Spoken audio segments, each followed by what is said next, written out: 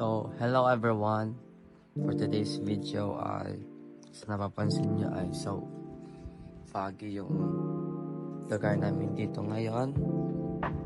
So, nandito yung drone natin para makita ninyo yung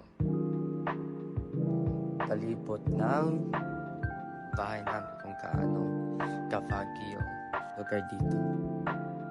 So, let's go.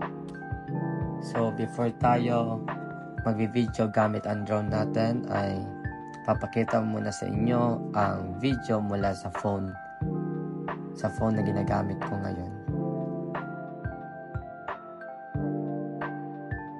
So guys, ito yung drone na ginagamit ko at nabili ko dito sa New Zealand for a second hand drone. So ito yung drone na tinatawag na DJI Mini 2. So di naman siya masyadong high class pero sulit naman kung gagamitin.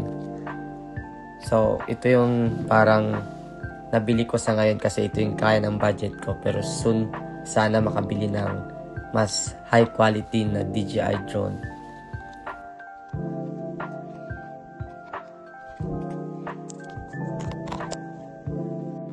So yung gamit na natin dito ay yung DJI Drone Mini 2. So sa nakikita nyo ay medyo shaky yung drone dahilan ng dulot ng panahon kasi masyadong foggy and yung hangin ay masyadong malakas. So ay yung dulot ng panahon dito sa amin, masyadong malakas ang hangin at napakalamig.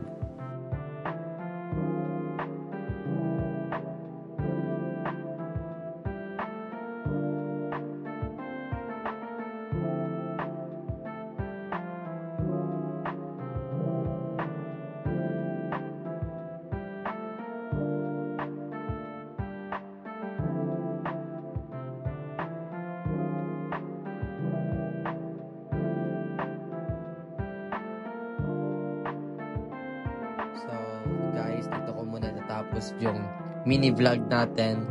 Napoy patuloy niyo akong panoorin yung mga video ko. At dahil pasimula pa lang man tayo, so go for it guys. So follow and share to others po, at napoy i-follow niyo po ang aking page, CJ Justin Berja, and yung other social media accounts ko po. So keep safe guys. Goodbye.